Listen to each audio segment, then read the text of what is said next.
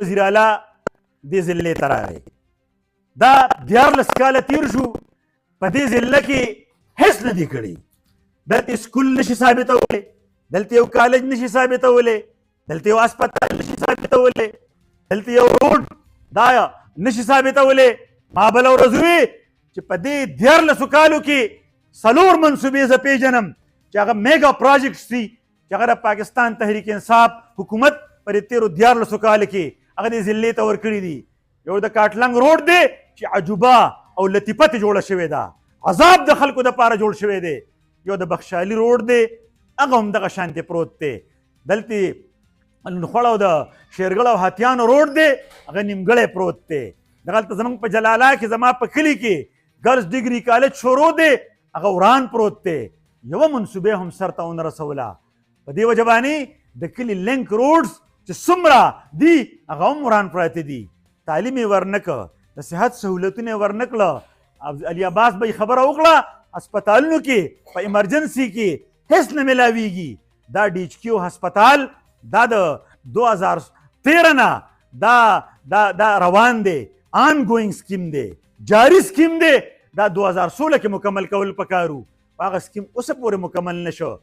ډي ایچ کیو هسپتال ډسټرکټ هډ کوارټر هسپتال چې دا ټوله ضلع دا 25 لاک عوام د دې ضلع او خواوشا د 2-3 ضلع دا د مردان په هسپتالونو باندې ډیپینډ کوي. هسپتال وران پروت دی. منګه د هغې خلاف هم عدالت ته تللي یو او د حکومت نه تپوس کوو. چیف سیکرټري هیلث او دغه شان ډي ایچ او او دا ټول د عدالت راغوښتي دي. بل تاریخ کې به انشاءالله ما ته مخامخ کېږي او د دې خبرې جواب به کوي چې 2016 کې کوم هسپتال کمپلیټ کول پکارو تاسو اوسه پورې کمپلیټ ولې نه کوه؟ ولې تاسو سره د قوم غم نشته؟ خزانه چېرته لاړه؟ 800 اربه روپۍ چې تاسو ته دلته دې صوبې ته د دې صوبې د ترقۍ دپاره میلاو شوې هغه پیسې تاسو چېرته ولګولې؟ په دې وجه باندې دلته یو قسم ترقیاتي کار د دې ضلع د خوشحالۍ هغه موږ نه وینو په سترګو باندې.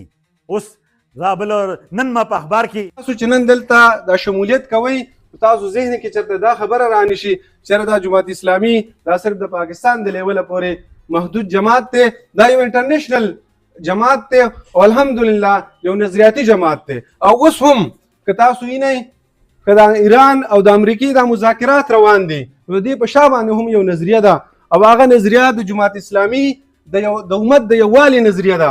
جماعت اسلامي دا خبره کوي چې کله د امت یو شي د دنیا یو طاقت چې کوم دی نو دا دوی نشي سرنډر کولی.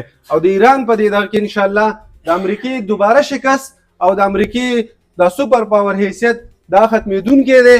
او څنګه چې نن په دې PK-51 کې دا شنې جنډې دا دې ځلیږي د کلمې دا جنډې ځلیږي نو هغه ورځ لرې نه ده چې انشاءالله په دې ټوله دنیا باندې او د اسلامي نړۍ چې کوم دی انشاءالله دلته به دغه نعره بیا لګي چې سب سے ایشیا سب سے او هغه نعرې به دفن کېږي چې چا به وي چې ایشیا سرخ دی. نو ضروري خبرې به زما دا مشران کوي. زه د PK-51 حوالې سره جماعت اسلامي چې دلته څه کوي نن سبا رونو امتیاز به یې هغې طرف ته اشاره وکړه.